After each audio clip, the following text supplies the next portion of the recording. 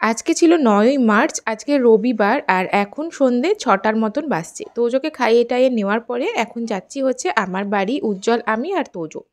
উজ্জ্বলের কাল থেকেই তো কাজ শুরু হয়ে যাবে, তারপরে আর দেখা করতে যাওয়ার একদমই সময় পাবে না। এই সপ্তাহটার অনেক চাপ আছে কাজের, তো সেই জন্য আজকেই যাচ্ছি, দেখা করে আসবো একবার।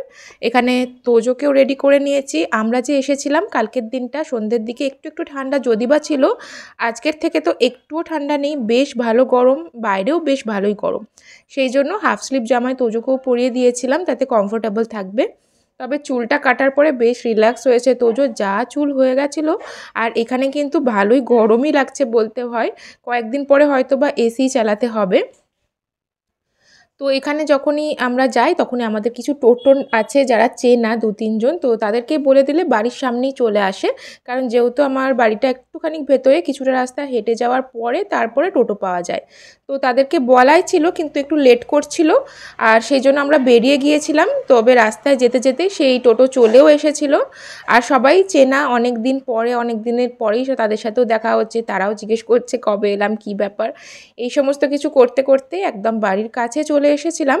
উজ্জ্বল বলল এতদিন পরে প্রথমবার আবার শ্বশুরবাড়ি যাচ্ছি, সেই জন্য একটুখানি মিষ্টি না নিয়ে খালি হাতে যাওয়াটা নাকি জামাইয়ের মানায় না।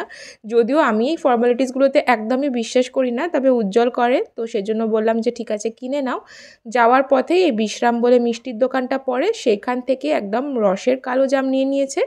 কারণ আমাদের বাড়িতে সবাই ওই রসের মিষ্টিটা খেতেই বেশি ভালোবাসে।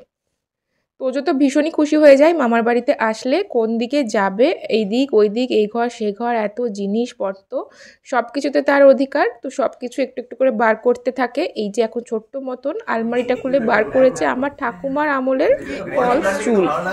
হ্যাঁ, ভালোই তো লাগছে দেখতে। আর এইবার বাড়িতে অনেকগুলো নতুন জিনিস আমার দেখার বাকি আছে। তার মধ্যে হচ্ছে মণিমার এই ৫টা দিয়ে গিনিগাথা হার, যেটা হচ্ছে কলকাতায় আগের বার মণিমা যখন গিয়েছিল, মার্চ মাস করে হবে হয়তো, তো তখনই কলকাতা পিসিচন্দ্র থেকে এইটা কিনেছিল। তো ওটা আমি ফটোতে দেখেছি, বাট সামনে থেকে দেখিনি। ভীষণই সুন্দর, আর পিসিচন্দ্রের কাজ তো বলতে হয় না, এত নিখুঁত হয়।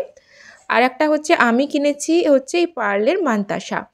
আমার হচ্ছে চোকার আছে, পার্লের সীতাহার আছে, কিন্তু হাতে পরার মতন কিছু ছিল না, থাকলে পুরোটা সেট হবে। তো সেই জন্য সেনকো থেকে আমি এই ১ মাসও হয়নি বোধহয় আমি কিনেছি এটা। তো আমি ওখানেই আমাদের সেনকোতে যেহেতু ফোন করলে বলে দিলেই হয়, তো ডিজাইনটা তাদেরকে দেখিয়েছিলাম ফোনে, আর ওদের শোরুমে হচ্ছে অ্যাভেলেবেল ছিল রামপুরহাটে।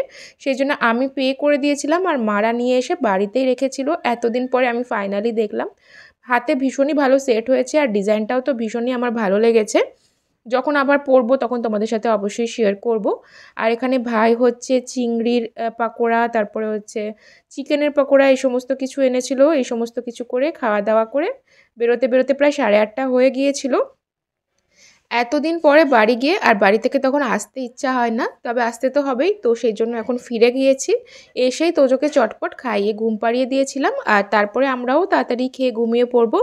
রাত্রেবেলায় উজ্জ্বল খাবে বলে রুটি, আর আমার ভাত হয়েছিল, আর তার সাথে ডিম আলু দিয়ে একদম কষা কষা মতন বানানো হয়েছিল। তো এরকমভাবে আজকের সন্ধ্যেটা কাটলো। একটা মিনি ব্লগ তোমাদের সাথে শেয়ার করলাম, কেমন লাগলো অবশ্যই জানিও। ভালো লাগলে লাইক কমেন্ট শেয়ার করে দিয়ে পেজটা ফলো করে দিও। টাটা।